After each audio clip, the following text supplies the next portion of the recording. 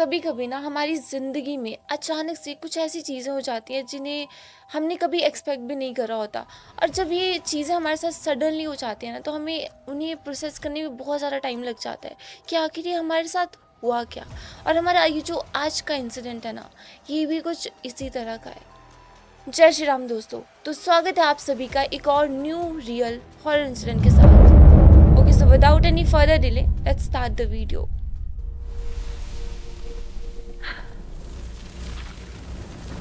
Guys, ये जो हमारा आज का इंसिडेंट है, ये हमारे साथ शेयर किया है समीर ने। गाइज, इससे पहले भी हमारे चैनल पर समीर ने एक और रियल हॉरर इंसिडेंट शेयर किया था, जो कि था एक हॉन्टेड हॉस्पिटल के ऊपर, जो कि था एक मेंटल असाइलम। अगर अभी तक आपने वो वीडियो नहीं देखी तो मैं उसका लिंक आपको डिस्क्रिप्शन में दे दूंगी, आप वहाँ जाकर उस वीडियो को देख सकते हैं। सो गाइज, आज का ये जो इंसिडेंट है, और पिछला इंसिडेंट भी था, वो भी महाराष्ट्र की मंगलूरपेट डिस्ट्रिक्ट का था। और ये जो आज का इंसिडेंट है, ये भी वहीं का है। सो बेसिकली ये हुआ था समीर के एक दोस्त के साथ, बहुत ही करीबी दोस्त के साथ। और ये इंसिडेंट है गाइस सिर्फ 3 महीने पुराना। जी हाँ। So guys, for some privacy reasons मैंने इस इंसिडेंट के जितने भी रियल नेम्स थे वो सारे मैंने हाइड कर दिया। और अभी जो इस वीडियो में मैं आपको नेम्स बताने वाली हूँ वो सारे फेक है, क्योंकि जिनका ये इंसिडेंट है उन्होंने मना किया है कि मैं उनका नाम या उनके किसी भी रिश्तेदार का नाम जो कि इस इंसिडेंट में इन्वॉल्व थे उनका नाम ना लूँ। तो मैं उनकी प्राइवेसी की रिस्पेक्ट करती हूँ, इसलिए मैं किसी का भी रियल नाम यहाँ पर शेयर नहीं करूँगी। सो सपोज कि एक लड़का है 23 साल का, जिसका नाम है अविनाश। अभी अविनाश महाराष्ट्र का ही रहने वाला एक लड़का है, जो कि अभी अपनी डिग्री कंप्लीट करके एक इंजीनियर की जॉब कर रहा है मुंबई में। और वो अपनी जॉब से छुट्टी लेकर आता है अपने घर, क्योंकि उसको जाना होता है अपने मामा की लड़की की शादी में।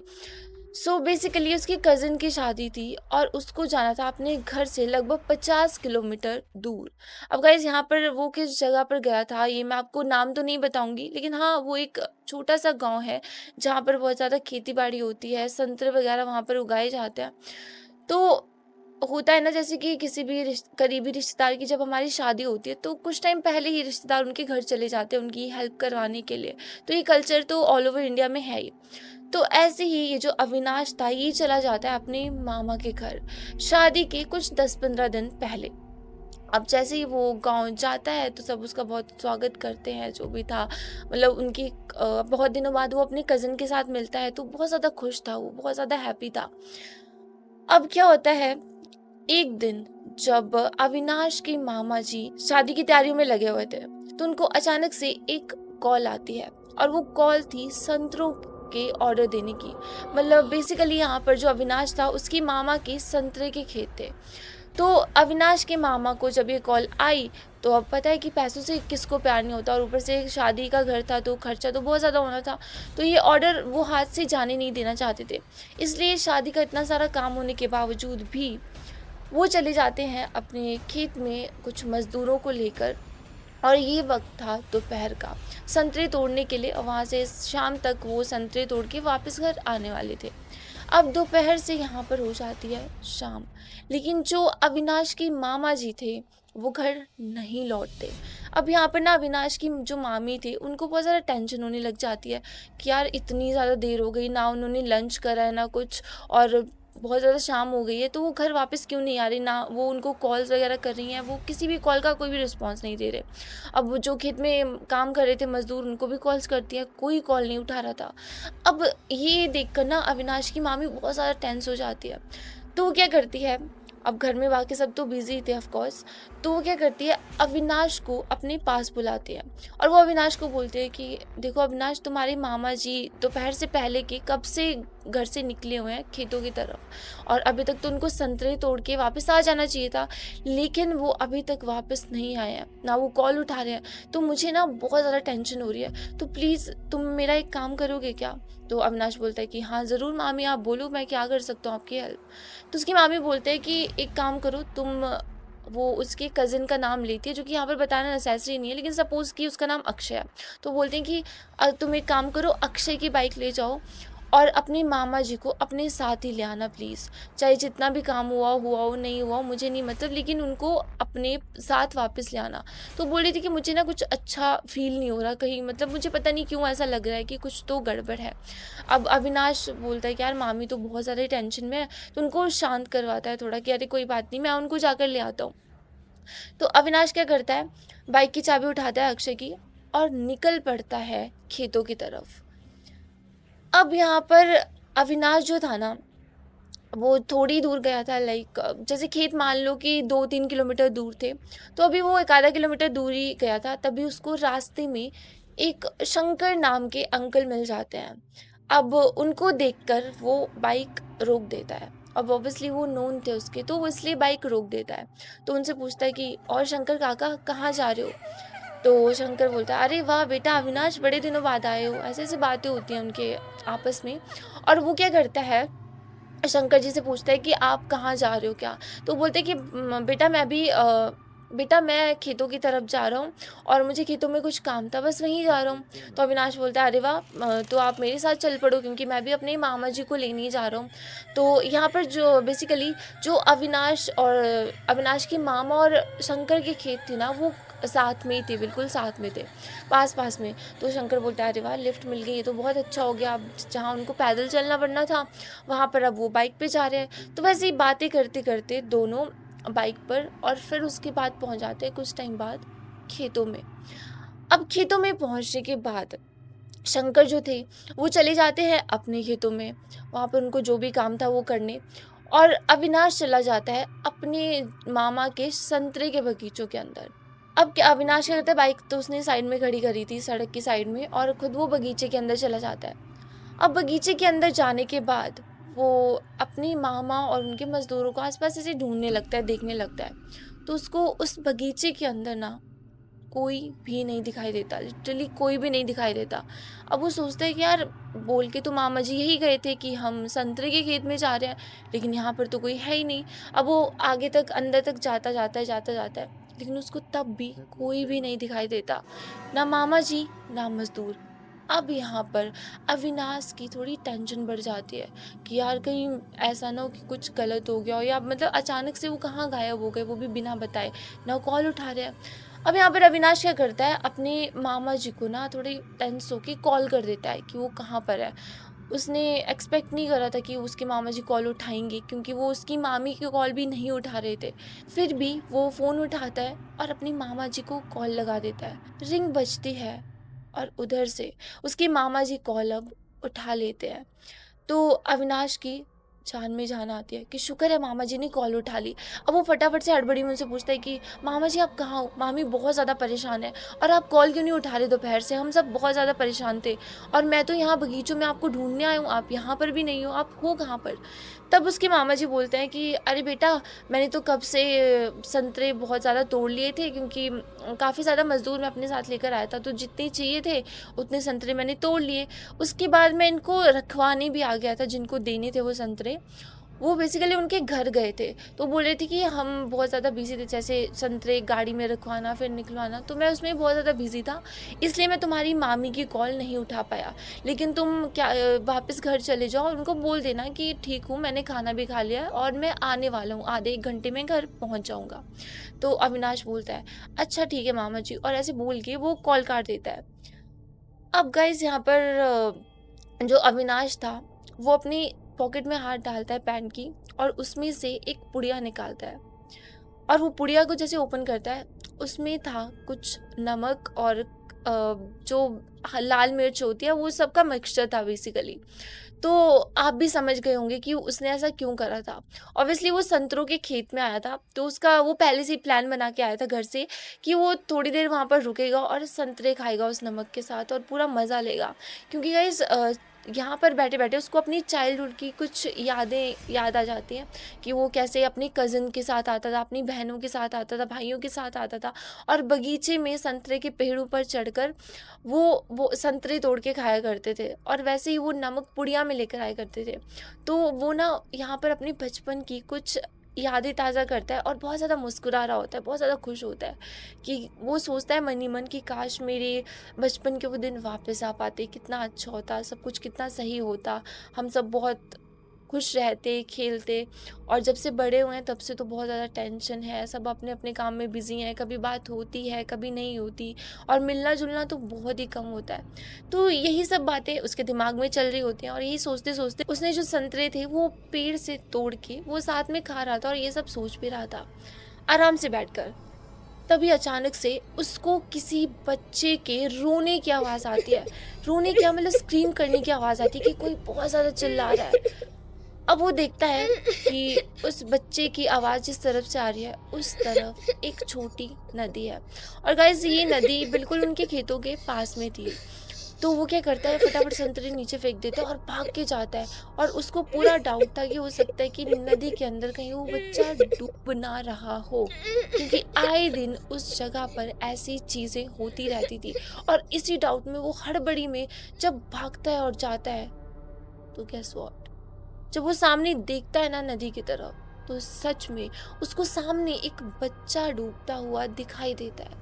अब गाइस वो बच्चा डूब रहा था और अविनाश बिना सोचे समझे सीधा उस नदी में कूद जाता है, पानी में कूद जाता है और उस बच्चे की तरफ बढ़ने लगता है।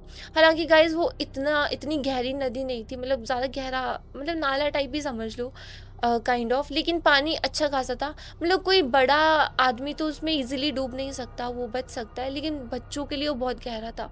तो देखता है कि कोई लगभग 12-13 साल का बच्चा उस पानी में ऐसे डूब रहा है, अपने हाथ ऐसे हिला रहा है और अविनाश अब पानी के अंदर था और बच्चे को बचाने की कोशिश करता है और वो जब तैरकर उस बच्चे के पास जाता है ना, उसके हाथ पकड़ कर उसको खींचने लगता है कि बाहर निकालने के लिए, तब अचानक से पता है क्या होता है? वो बच्चा अविनाश के हाथ को ज़ोर से पकड़ लेता है और अविनाश को अपनी तरफ खींचने लगता है।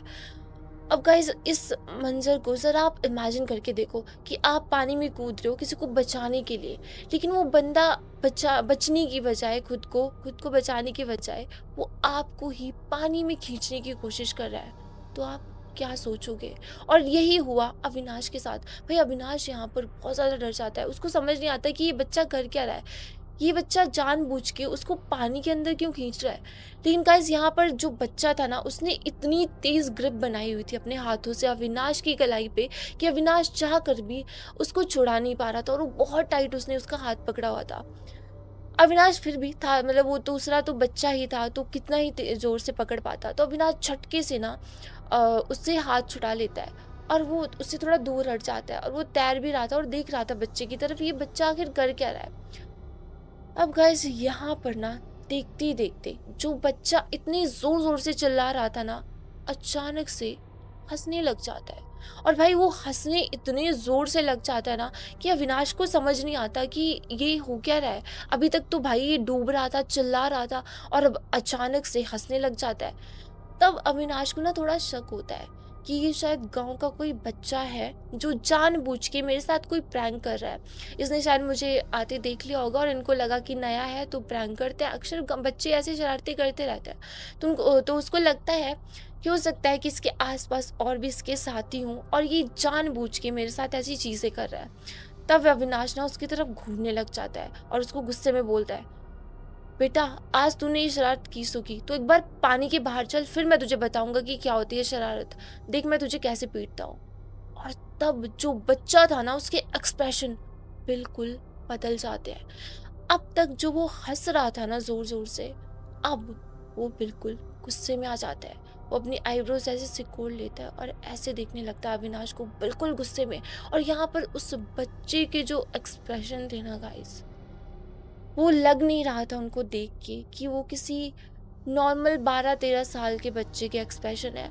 इतने ज़्यादा अग्रेसिव, जैसे मान लो कि उसकी आंखों में बिल्कुल खून सवार है और वो अविनाश को बहुत ही ज़्यादा घूरने लग जाता है। और अविनाश नोटिस करता है कि उस बच्चे की जो आंखें थी ना, उनका कलर अब चेंज हो रहा है। आंखों की जो पुतलियाँ होती है ना, ये धीरे धीरे फेड हो रही हैं।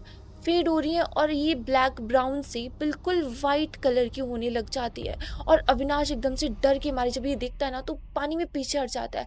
अब ये सब गाइस सब कुछ पानी के अंदर ही हो रहा था और अविनाश जो था वो पानी के ऊपर खड़ा हुआ था, मतलब इतना पानी नहीं था कि वो नीचे डूब पाए, मतलब वो खड़ा हुआ था बेसिकली पानी के अंदर। सो अविनाश ये देखकर ना पीछे हट जाता है और उसको थोड़ा-सा अजीब लगता है। वो ऑब्वियसली कोई बच्चा ऐसे करेगा तो अजीब तो लगेगा ही। ख़ैर वो क्या करता है, उस बच्चे को छोड़कर वापस पानी से बाहर आने लग जाता है कि इसको बच्चे को बाहर आने दूँ, फिर मैं इसको देखूँगा। फ़िलहाल मैं पहले पानी से बाहर निकल जाता हूँ।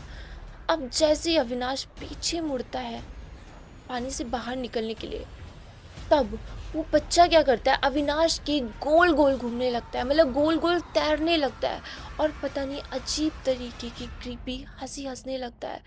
अविनाश यहाँ पर सुन्न हो जाता है कि आखिर ये हो क्या रहा है? कोई नॉर्मल बच्चा इतनी शरारत तो नहीं करेगा। मतलब जितना मैंने इसको डाँटा और घूरा, उस हिसाब से तो इसको शांत हो जाना चाहिए था। लेकिन भाई ये अब भी ऐसी अजीब हरकतें क्यों कर रहा है? अब अविनाश के मन में पता है क्या चल रहा था? उसको लग रहा था कि शायद ये बच्चा कोई मेंटली डिस्टर्ब्ड है थोड़ा-सा, शायद इसलिए ये ऐसी हरकतें कर रहा है। तो अविनाश उसको इग्नोर करने की कोशिश करता है, लेकिन अविनाश जैसे पानी के बाहर जाने की कोशिश करता ना, तो वो बच्चा उसके गोल-गोल चक्कर काटने लगता। भाई, अविनाश को ना वो बाहर जाने दे रहा है ना कुछ। अब अविनाश यहाँ पर कुछ करने की हालत में भी नहीं। अब पानी में बंदा यहाँ पर कितनी हाथ पैर मार लेगा। अब वो बच्चा ना उसको बाहर जाने दे रहा है, ना खुद पानी से बाहर निकल रहा है। अब अविनाश यहाँ पर करे तो क्या करे? अब यहाँ पर क्या होता है ना, उसको धीरे-धीरे अविनाश को ऐसे फ़ील होता है कि उसके पैरों में ना बहुत ज़्यादा काँटे चुभ रहे हैं और अचानक से उसको ऐसे लगता है कि उसने अपना पैर ना किसी नुकीली काँटेदार झाड़ी के ऊपर रख दिया है, जिसकी वज़ह से उसको बहुत ज़्यादा तेज़ दर्द होने लगता है। अब उसको इतना तेज़ दर्द हो रहा था कि वो नीचे जब पानी के मतलब नीचे देखने लगता तो ऑब्वियसली नहीं देख सकता, पर वो कोशिश कर रहा था पानी के नीचे ऐसे देखने की कि अचानक से क्या चुभ गया उसके पैरों में। लेकिन जब वो देखने लगता ना तो वो बच्चा उसके सामने आ जाता और अविनाश का ध्यान उसकी तरफ चला जाता और अविनाश अपने पैरों की तरफ देख ही नहीं पाता।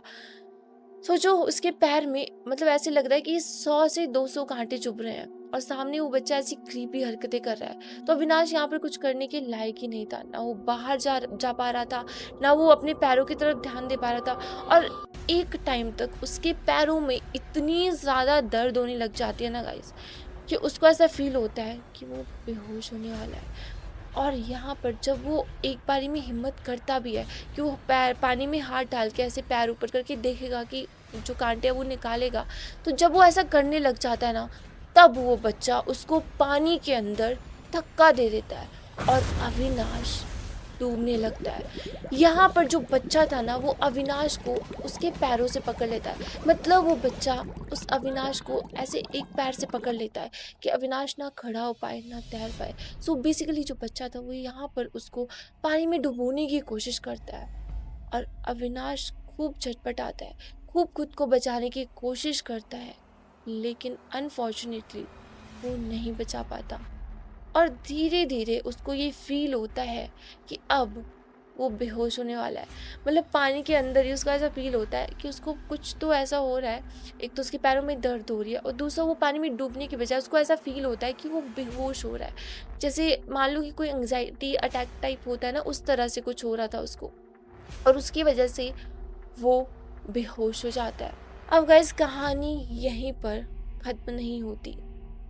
कुछ टाइम बाद अब अविनाश की आंखें खुलती है और वो खुद को पाता है जमीन पर लेटा हुआ किसी खेत के पास। और जैसे उसकी आंखें खुलती है ना, तब उसको ऐसा फील होता है कि उसकी बॉडी में बहुत ज़्यादा दर्द हो रहा है, उसके पैरों में, उसकी चेस्ट में। और उसको ऐसा फील हो रहा था, मतलब फील क्या हो रहा था, वो रियल में बहुत ज़्यादा खांस रहा था।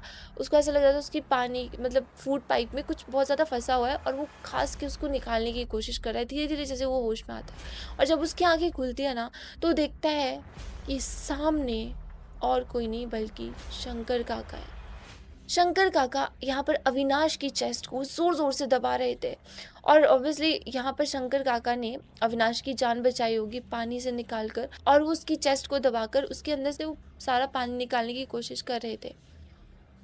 अब जैसे ही अविनाश को थोड़ा सा होश आया तो देखता है शंकर काका सामने है। तो जैसे वो उठने की कोशिश करता है ना अविनाश अचानक से, क्योंकि उसने तो कुछ और ही एक्सपेक्ट किया था जब वो पानी के अंदर गया था। तो उसके दिमाग में, मन में हज़ारों तरह के सवाल चल रहे थे और उसको वो सब पूछना था, जानना था कि आखिर उसके साथ ये सब हुआ क्या? लेकिन एक तरफ तो उसको खाँसी आ रही थी बहुत ज़्यादा और दूसरी तरफ उसको बहुत ज़्यादा पेन हो रहा था और चेस्ट से ज़्यादा उसको पेन हो रहा था उसकी लेग्स में। अब चेस्ट में तो शायद इसलिए पेन हो रहा था क्योंकि उसके अंदर पानी चला गया था बहुत ज़्यादा। और दूसरी चीज़, जब शंकर काका ने उसकी चेस्ट दबाई होगी तो ऑब्वियसली मतलब दर्द तो होगा ही, लेकिन उससे ज़्यादा दर्द उसको पैरों में हो रहा था उसके, और ऐसा दर्द हो रहा था कि पता नहीं किसी ने क्या कितने ज़्यादा कट लगाए हैं, क्या करा है, उसको बहुत ज़्यादा दर्द हो रहा था। तो अपने पैरों की तरफ शंकर काका को ऐसे इशारा करता है कि पैरों की तरफ देखो मेरे। तो यहाँ पर शंकर काका जब अविनाश के पैरों की तरफ देखते हैं ऐसे हाथ में लेकर, तो उनको दिखता है कि अविनाश के पैरों में हज़ारों काँटे चुभे हुए हैं और वो दिख रहे थे लिटरली बबूल के कीकर के काँटे जैसे लग रहे थे वो दिखने में, जैसे बहुत सारे काँटे चुभे हैं और बहुत ज़्यादा उसके पैरों की हालत ख़राब है, जो कि वर्ड मैं यहाँ पे यूज़ नहीं कर सकती हूँ, आप खुद ही समझ जाओ कि उसके पूरे पैरों पे लाल रंग लगा हुआ है और पूरे पैरों पे काँटे ही काँटे लगे हुए हैं। तो शंकर काका ये देखकर बहुत वो हो जाते कि यार ये ऐसा कहाँ चढ़ गया होगा ये काँटों के पे कि कितने ज़्यादा काँटे। ख़ैर वो कुछ भी पूछने से पहले वो काँटे निकालने की कोशिश करते हैं। तो जितना हो पाया वो सारे काँटे अविनाश के पैर से निकाल देते हैं। लेकिन उसके बावजूद भी जब अविनाश खड़ा होने की कोशिश करता है ना, तब वो खड़ा नहीं हो पाता अपने पैरों पर। उसको ऐसा लगता है कि अभी भी उसके पैरों के अंदर कुछ तो है। तो वो अब धीरे-धीरे बोलने की कोशिश करता है शंकर काका को कि काका, मेरे पैरों में ना अभी भी कुछ है और ये काँटे पूरी तरह से निकले नहीं हैं। मुझे बहुत, बहुत ज़्यादा दर्द हो रहा है। तो जो शंकर काका थे वो बोलता है, हाँ बेटा, जितने दिख रहे थे काँटे मैंने निकाल दिए। अभी मेरी मुझे भी ज़्यादा मतलब ऐसे दिखाई नहीं देता बिना चश्मे के, लेकिन मैं कोशिश करता हूँ तुम्हारे पैर मैं पानी से धोता हूँ और जब ये पूरे साफ़ हो जाएँगे, ये लाल रंग निकल जाएगा, उसके बाद मैं देखता हूँ कि पैरों के अंदर जो काँटे जो बचे हुए हैं वो मैं निकालने की कोशिश करता हूँ। तो शंकर काका ऐसे ही करते हैं, जो पास की नदी थी वहाँ से पानी लाकर अविनाश के पैर धोते हैं और फिर वो काँटे जब उनको क्लियर दिखता है, वो ज़ख्म वगैरह जो उसके पैर में हुए थे, फिर वो उन काँटों को निकालने की कोशिश करते हैं। लेकिन गाइज़ यहाँ पर ना एक बहुत ही शॉकिंग चीज़ पता चलती है, शंकर काका को भी और ऑब्वियसली अविनाश को भी। वो देखते हैं कि अविनाश के पैरों में ना काँच की चूड़ियाँ चुभी हुई हैं, लाल रंग की। उनके छोटे-छोटे टुकड़े अविनाश के पैरों में चुभे हुए हैं। इतनी तो वो काँटे भी नहीं थे उसके पैरों में चुभे हुए, जितने की वो चूड़ियाँ चुभी हुई थी। अब यहाँ पर शंकर काका को बहुत अजीब लगता है कि यार ये क्या सीन है? एक काँटे भी हैं, चूड़ियाँ भी चुभी हुई हैं, ऐसा ये कहाँ पर गया होगा? अक्सर बगीचों में तो ऐसी सब चीज़ें वैसे होती नहीं है। लेकिन उन्होंने सोचा कि खैर हो सकता है ये किसी ने फेंक दी और वो गलती से लग गई, तो वो इतना नहीं सोचते और वो कोशिश करते हैं उन चूड़ियों के टुकड़ों को निकालने की। अब अविनाश देखता है कि जब वो अविनाश के पैरों को साफ कर रहे थे शंकर काका, तो वो बहुत ज़्यादा घबराए हुए थे। लिटरली जब वो मतलब काँटे निकाल रहे थे तब उनके एक्सप्रेशन इतने ज़्यादा हॉरिफाइंग नहीं थे। लेकिन जब वो चूड़ियों के वो टुकड़े निकाल रहे थे ना, तब उनके एक्सप्रेशन देखने लायक थे, जो कि बहुत ही ज़्यादा अनोइंग और अजीब थे। मतलब ऐसा लग रहा था शंकर काका को देखकर कि वो बहुत ज़्यादा घबराए हुए हैं। वो बहुत बहुत ही ज़्यादा टेंस्ड हैं, जो कि नॉर्मली ऐसे लग नहीं रहे थे इससे पहले जब वो कांटे निकाल रहे थे। खैर अविनाश बोलना तो बहुत कुछ चाहता था, लेकिन उसके फूड पाइप में ऐसे गले में बहुत ज़्यादा दर्द हो रही थी, तो कुछ बोल नहीं पा रहा था। अब जो शंकर काका थे वो उस टाइम लेते हैं और वो जब चूड़ियों के वो टुकड़े निकाल देते हैं, तो उसके बाद अविनाश को बोलते हैं कि बेटा, जितना हो पाया मैंने कर दिया। अब हम एक काम करते हैं, तुम धीरे-धीरे कोशिश करो बाइक तक चलने की और उसके बाद बाइक तो मैं तुम्हारी चला लूँगा और चलो अब हम जाएँगे हॉस्पिटल और वहीं पे तुम्हारा अच्छे से इलाज हो सकता है, क्योंकि ये काँच के टुकड़े पता नहीं कैसे थे और इससे ये ना हो कि कहीं तुम्हें इन्फेक्शन हो जाए। तुम्हें जितना जल्दी हो सके हमें निकलना पड़ेगा हॉस्पिटल के लिए। ठीक है। अब इतना होता है और अविनाश बेचारा कोशिश करता है, मतलब ऐसे शंकर काका के कंधे पर ऐसे हाथ रख के वो चलने की कोशिश करता है। उसको बहुत ज़्यादा पेन हो रही थी, बहुत ज़्यादा, जो उससे मतलब टॉलरेट ही नहीं हो रही थी और मतलब नॉर्मली ये ऐसी पेन नहीं थी कि नॉर्मल काँटे चुभे हैं या चूड़ियाँ चुभी हैं, उस तरह की नहीं। मतलब ये इतनी पेन थी कि उसकी बर्दाश्त के बाहर थी। क्योंकि कुछ लोगों का नेचर होता है ना कि कुछ लोग पेन को बहुत हद तक टॉलरेट कर सकते हैं, और अविनाश भी उन्हीं लोगों में से एक था। लेकिन यहाँ पर उसके साथ कुछ अजीब ही हो रहा था, और पैरों में था इसलिए तो मतलब जैसे वो चल रहा था ना, वो चल नहीं पा रहा था।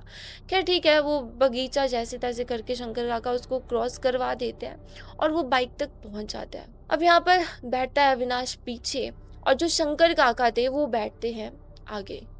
और यहाँ पर शंकर काका अविनाश को गांव के ही एक पास वाले नॉर्मल हॉस्पिटल में, प्राइमरी हॉस्पिटल में लेकर जाते हैं, जहाँ पर अक्सर एक ही डॉक्टर होता है जितना मैंने सुना। तो अविनाश को उसी जगह पर लेकर जाते हैं। अब डॉक्टर्स उनका चेकअप करते हैं, देखते हैं क्या है क्या नहीं। तो गेस व्हाट गाइस, जैसे ही डॉक्टर्स के पैरों की तरफ देखते हैं ना भाई, वो शॉक्ड रह जाते हैं। अब यहाँ पर शंकर काका ने भी इतने कांटे और कांच की वो चूड़ियों के टुकड़े निकाले थे ना, अब डॉक्टर्स भी उतनी ही कांच की चूड़ियों के जो टुकड़े थे वो अविनाश के पैरों में से निकालते हैं। अविनाश को बहुत दर्द हो रहा था, बहुत ज़्यादा दर्द। इवन जब वो कांच की जो चूड़ियाँ थी उनके टुकड़े निकाल भी दिए, उसके बाद भी डॉक्टर्स ने खैर मरहम पट्टी कर दी, उसको पेन किलर दी, इंजेक्शन दिए, जिसकी वजह से अब उसको थोड़ा सा मतलब रिलीफ फील हो रहा था, लेकिन फिर भी बहुत दर्द हो रहा था। अब यहाँ पर जो शंकर काका थे ना, जैसे अविनाश का इलाज हो जाता है, उसके बाद वो किसी को कॉल करते हैं और कॉल मिलाते ही बोलते हैं, यहाँ पर अविनाश को बहुत ज़्यादा चोट आई है और तुम एक काम करो, बिना किसी को कुछ बताए। यहाँ पर ना वो एक बाबा का नाम लेते हैं, सपोज उन बाबा का नाम है श्याम। तो बोलते हैं कि तुम जल्दी से हॉस्पिटल का नाम बताते हैं कि इस हॉस्पिटल में श्याम बाबा को लेकर आ जाओ, जितना जल्दी हो सके उतना। और सामने से किसी का कोई रिस्पॉन्स नहीं आता, और उतना बोल के वो कॉल कट कर देता है। अभी अविनाश को यहाँ पर पता नहीं था कि शंकर काका ने आखिर किसको कॉल करी है, किसको कॉल करके हॉस्पिटल बुलाया है, और ये श्याम बाबा कौन है और बाबा को क्यों बुलाया है। खैर अभी तक अविनाश शंकर की तरफ देख ही रहा था और उनसे पूछने की कोशिश ही कर रहा था। तब तक शंकर काका खुद ही अविनाश से बात करने लग जाते हैं और बोलते हैं, अविनाश बेटा तुम अब ठीक हो ना। तब अविनाश बोलता है, हाँ काका मैं ठीक हूँ, पर आप हॉस्पिटल में किसको बुला रहे हो, किसी को मतलब मेरे घर पे तो नहीं बता दिया आपने, और मत बताना, सब बहुत ज़्यादा परेशान हो जाएंगे, शादी का माहौल है, खामखा मतलब किसी को टेंशन हो जाएगी, और मैं नहीं चाहता कि इतना अच्छे माहौल में ये टेंशन आए किसी को और सब मतलब सबका मूड ख़राब हो जाए। तब शंकर काका बोलते हैं, बेटा तुम टेंशन मत लो, मैंने जिसको बुलाया है उनका आना ज़रूरी था, और तुम यही बताओ कि तुम्हारे साथ आखिर हुआ क्या था? तुम ऐसे कहाँ चढ़ गए थे? ऐसी कौन-सी जगह पे चले गए थे जहाँ पर तुम्हें इतनी सारी काँच की मतलब टुकड़े चुभ गए तुम्हारे पैरों में काँटे चुभ गए? क्या तुम गिर गए थे कहीं से? तब अविनाश बोलता है, नहीं काका ऐसा तो कुछ नहीं हुआ था। दरअसल मैं बगीचे के अंदर बैठ के संतरे खा रहा था। मुझे लगा संतरे खाकर मैं निकल जाऊँगा अपने घर। लेकिन मैंने सुना मतलब दूर से मुझे आवाज़ आई किसी बच्चे की चिल्लाने की कि कोई जैसे मुसीबत में है, तो इसलिए मैं चला गया, और वो आवाज़ आ रही थी नदी की तरफ से। और जब मैं गया तो वहाँ पे जो भी हुआ था सब कुछ वो काका को बता देता है।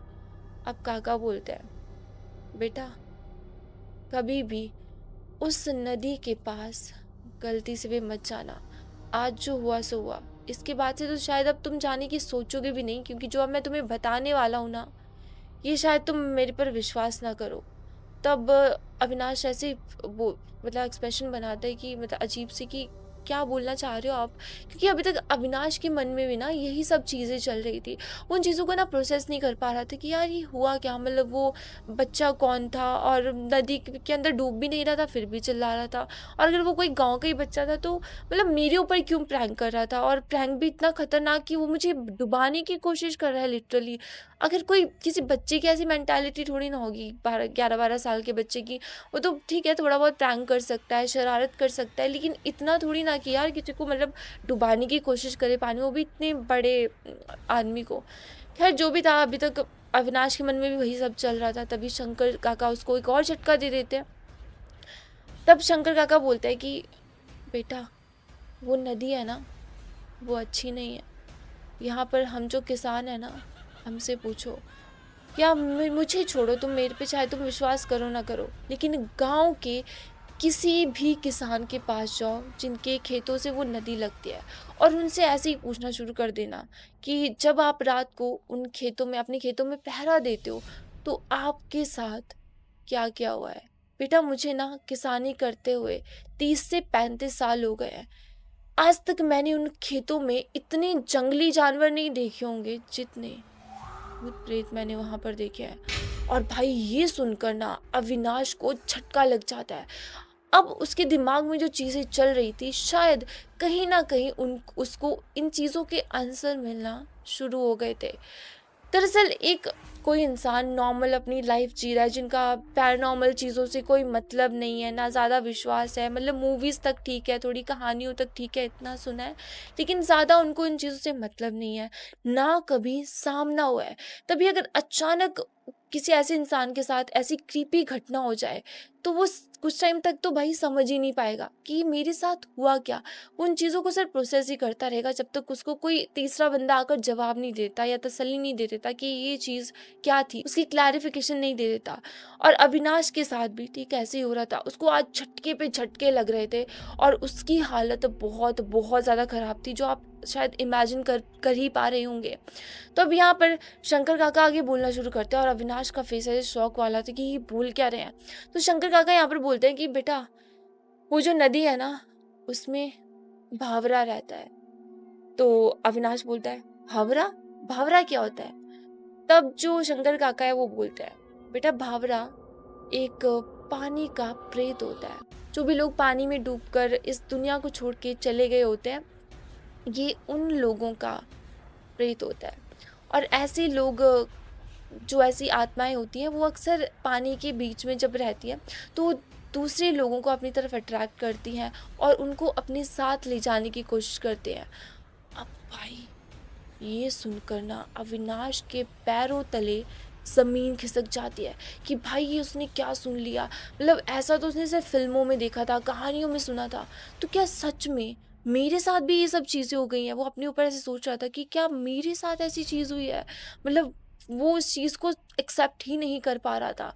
लेकिन शंकर काका जो थे वो आगे बोलना कंटिन्यू रखते हैं। वो बोलते हैं कि भावरा ऐसे ही प्रेत होते हैं, और जिनको गाइस आपको भी पता होगा, मतलब बेसिकली ये पनडुब्बा की बात हो रही है, जो कि ऑब्वियसली हर जगह पे अलग अलग नाम से जाने जाते हैं। तो ये भावरा भी एक नाम है इस चीज़ का, लेकिन एंटिटी तो सेम ही है। तो अब गाइस जब इतना होता है ना, तो शंकर काका बोलते हैं कि तुम्हें जो बच्चा दिखा था ना, वो कोई नॉर्मल बच्चा नहीं था, वो एक प्रेत था जो तुम्हें डुबाने की कोशिश कर रहा था।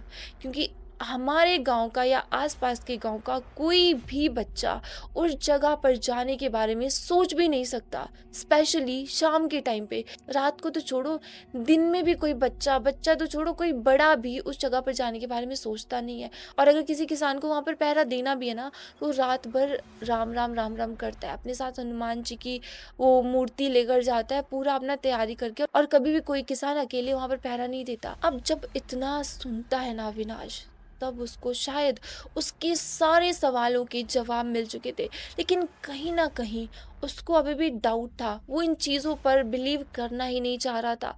मतलब उसको अभी भी ये क्लियर नहीं था, क्योंकि जो बच्चा उसको दिखा था वो बिल्कुल नॉर्मल ह्यूमन की तरह था। वो जैसे दिखाते ना भूत प्रेत जैसे होता है, वैसा कुछ दिखा ही नहीं था उसको। हाँ, कुछ कुछ क्रीपी चीज़ें हुई थी, लेकिन वो नॉर्मल ह्यूमन एक्सप्रेशन हो सकते हैं, उसको आप इन चीज़ों से इजीली नहीं जोड़ सकते।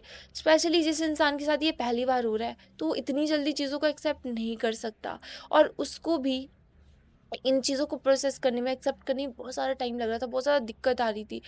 तब शंकर काका को भी अविनाश के एक्सप्रेशन देख के पता लग ही जाता है कि ये इन चीज़ों पे बिलीव नहीं करना चाह रहा, विश्वास नहीं करना चाह रहा। तब शंकर काका बोलता है, अविनाश, तुम जब पानी में डूब रहे थे ना, और तुम्हारे मुझे चिल्लाने की आवाज़ें ऐसे आई थी, तुम ज़ोर से बोल रहे थे, किसी को डाँट रहे थे। मुझे तब थोड़ा लगा था कि तुम किसी से बात कर रहे हो, या मतलब तुम्हारे मामा जी आस-पास होंगे। तो मैं भी अपने खेत का काम ख़त्म करके तुम्हारे मामा जी से बात करने वहीं आ रहा था कि मैं भी गप्पे-वप्पे लड़ाता हूँ, तुम लोग सब मज़े कर रहे हो। लेकिन जैसे ही मैं आया, मैंने देखा कि तुम पानी में हो, अकेले, बीच में खड़े हुए हो और किसी से बातें कर रहे हो।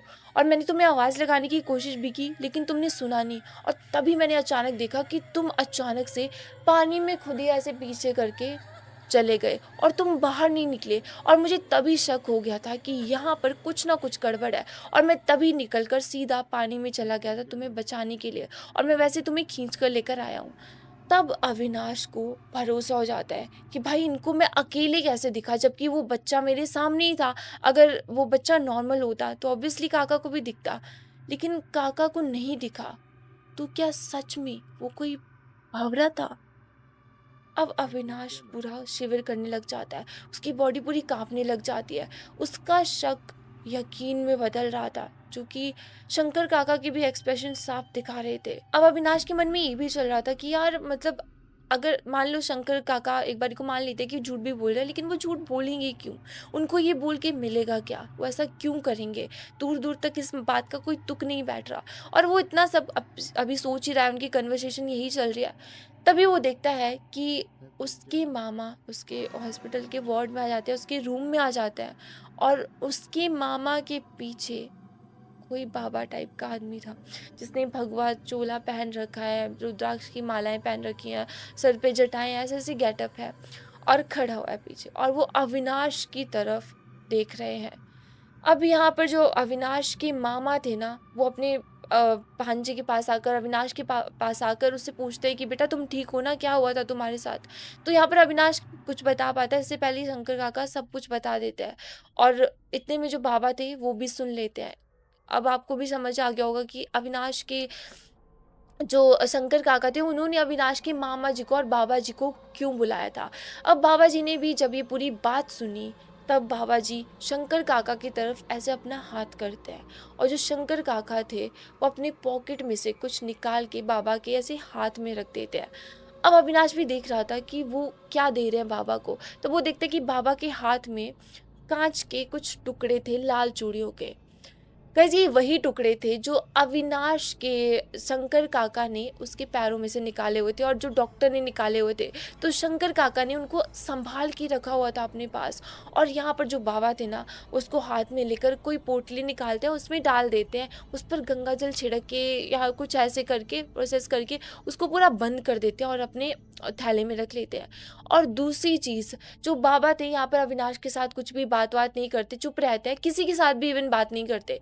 और वो क्या करते हैं, अपने झोले में से कुछ निकालते हैं विभूति टाइप की, वो क्या करते हैं अविनाश के माथे पे लगाते हैं, ऐसे गले पे लगाते हैं, कुछ ऐसे करते हैं और थोड़ी सी उसको चटा देते हैं, और उसके बाद वो 2 धागे निकालते हैं, एक उसके उसमें बांधते हैं बाजू में, और दूसरा धागा उसके पैरों में, दोनों पैरों में बांध देते हैं, मतलब अलग अलग करके, मतलब बेसिकली वो 3 धागे थे खैर, तो उन पैरों में बांध देते हैं, जहाँ पर उसको मतलब चोट लगी हुई थी, ऐसे नहीं कि मतलब टाँग पे नहीं, पैर में बाँधते हैं आगे करके, मतलब तलवों पे बाँध देते हैं धागा, पूरा पैर पे वैसे रोल करके, और कुछ नहीं बोलते, और वहाँ से चले जाते हैं।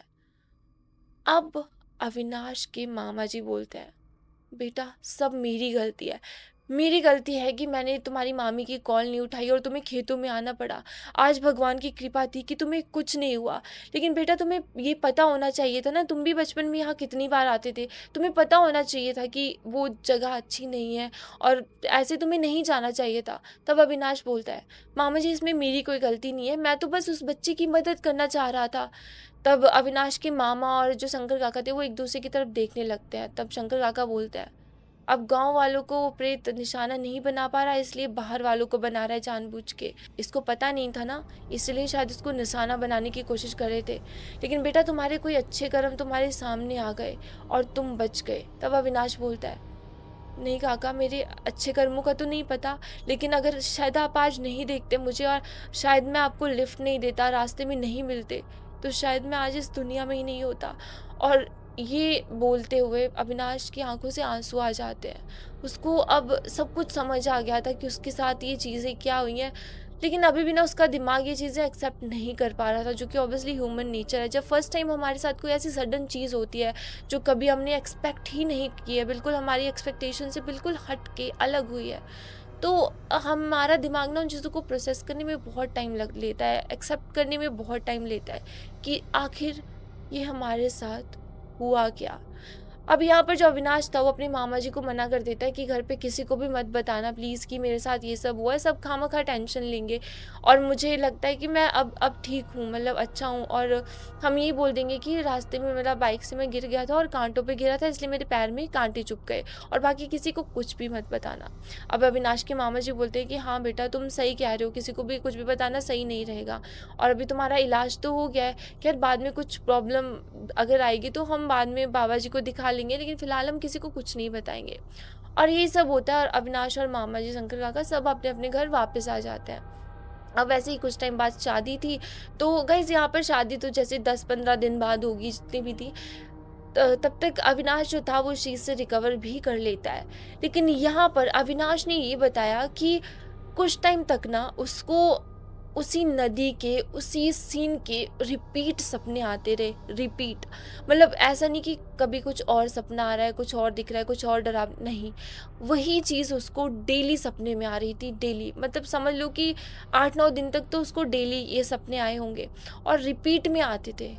अब हो सकता है कि उसके मन में जो वहम डर बैठा हुआ था, हो सकता है उसकी वजह से भी हो।